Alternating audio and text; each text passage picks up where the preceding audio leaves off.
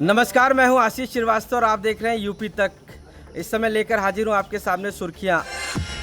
आज की अगर हम खबर की बात करें तो सबसे जो खास खबर है वो ये है कि बरेली में जिस तरीके से हिंसा हुई थी उसके बाद समाजवादी पार्टी का 14 सदस्यीय डेलीगेशन है वो आज बरेली जा रहा था, जिसमें माता प्रसाद पांडे के नेतृत्व में ये पूरा डेलीगेशन जा रहा था। लेकिन माता प्रसाद पांडे को सुबह ही उनके आवास पर रोक लिया गया। पुलिस के द्वारा ये कहा गया कि बरेली पुलिस के द्वारा ये कहा गया है कि किसी भी समाजवादी पार्टी नेता या डेलीगेशन को बरेली ना आने दिया जाए और कहीं ना कहीं जो धारा 144 है वो लागू हुआ। वैसे में पुलिस फोर्स ने पूरी तरीके से माता प्रसाद पांडे सहित अन्य विधायकों को उनके आवास पर रोक लिया है।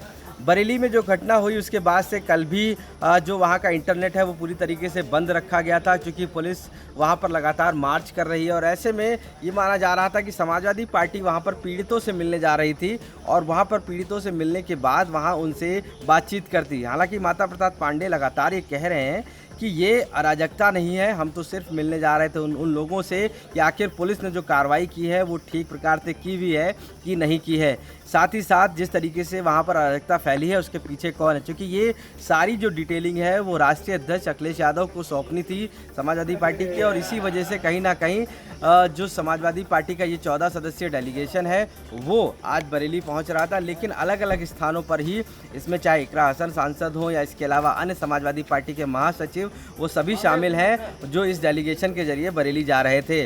क्योंकि जिस पूरे मामले पर चाहे वो आई लव मोहम्मद को लेकर ये विवाद खड़ा हुआ था और उसके बाद से ही वहाँ पर जिस तरीके से पुलिस ने लाठीचार्ज किया और कई लोगों को अरेस्ट किया और बुलडोजर चलाया गया, इसमें समाजवादी पार्टी अब वहाँ पर पहुँचकर संवेदन दिखाना चाहती थी, शीलता, और यही वजह से उन पीड़ितों से भी मिलने की कोशिश करने जा रही थी। लेकिन समाजवादी पार्टी के जो नेता प्रतिपक्ष हैं वो उनको यहीं पर उनके साथ साथ विधायकों को यहीं पर रोक लिया गया है और अलग अलग स्थानों पर पुलिस ने उनको जाने नहीं दे रही। तो सबसे बड़ी बात यह है कि इस समय समाजवादी पार्टी को पूरी तरीके से बरेली जाने पर रोक दिया गया है। ये खबर काफ़ी चर्चा में है।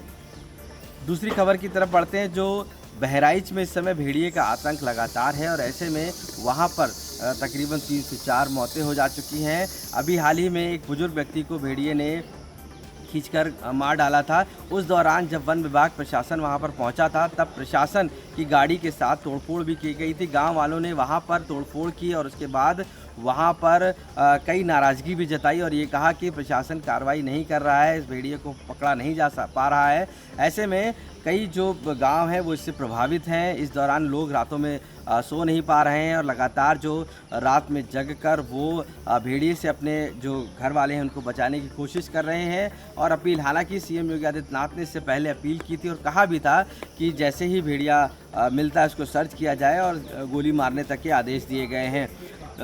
पूरे इस मामले को लेकर बहराइच में इससे पहले भी देखा गया था कि भेड़िया आया था, जिसकी वजह से काफ़ी 9 मौतें हो गई थी और इस बार भी तब 5 भेड़िए थे, लेकिन इस बार बताया गया कि एक जो भेड़िया है उसकी वजह से काफ़ी जो मौतें भी हुई हैं। और अब ऐसे में वहाँ के गांव के बहराइच के लोग काफ़ी डरे और सहमे हैं और वो लगातार प्रशासन से, वन विभाग से ये मांग कर रहे हैं कि कहीं ना कहीं इस भेड़िए को पकड़ा जाए जिससे वो सुरक्षित अपने घरों में रह सकें। और ऐसे हालात में अब बहराइच में जो ड्रोन के ज़रिए से वहाँ पर नज़र रखी जा रही है और इसके साथ साथ वहाँ पर पुलिस प्रशासन के साथ वन विभाग की टीम लगातार कॉम्बिंग कर रही है और ये पकड़ने की कोशिश कर रही है कि आखिर वो भेड़िया। ऐसे में जो सीआर हैं वो भी आतंक मचा हुआ है। बनाया जा रहा है कि भेड़िए के बाद सीआर भी कई लोगों को झपट्टा मार चुका है। तो कहीं ना कहीं बहराइच के लोग इस समय भेड़िए और सीआर के कहर से बरप रहा है और ऐसे में वो सभी से निजात के लिए प्रशासन से गुहार भी लगा चुके हैं। और ये इस पूरे मामले को लेकर प्रशासन सख्त है और कहीं ना कहीं ड्रोन की जो ड्रोन है उससे और थर्मल ड्रोन की मदद से उस भेड़िए को तलाश करने की कोशिश की जा रही है, जिससे कि गांव वालों को सुरक्षित किया जा सके।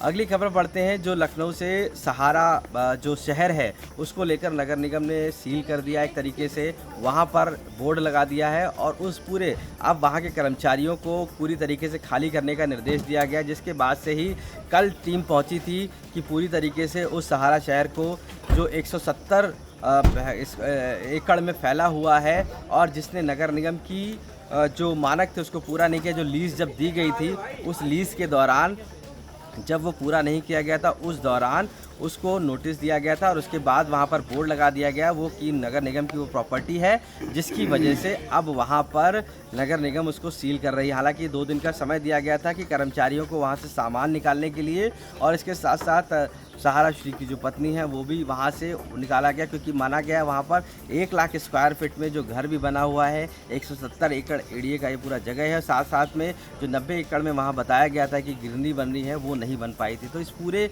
मामले को लेकर नगर निगम यानी कि म्यूनसिपल कॉर्पोरेशन ने वहाँ पर बोर्ड अंदर और सहारा शहर के बाहर लगाए हुए हैं, और आज माना जा रहा है कि उसमें पूरी तरीके से वो दरवाजे बंद कर दिए जाएंगे, सील कर दिए जाएंगे, और वहाँ पर नगर निगम इसे अपनी प्रॉपर्टी के रूप में घोषित कर चुका है, जिसको आज अपने अंडरटेकिंग ले लेगा। तो कहीं ना कहीं इस वजह से भी म्यूनसिपल कॉर्पोरेशन की टीम लगातार सहारा शहर पर बनी हुई है। अब जिस तरीके से इस पूरे मामले आए हैं और लगातार ये अलग अलग खबरें उत्तर प्रदेश के लिहाज से काफ़ी महत्वपूर्ण हो जाती हैं। अब मुझे इजाज़त दीजिए और आप ऐसे ही देखते रहिए यूपी तक। नमस्कार।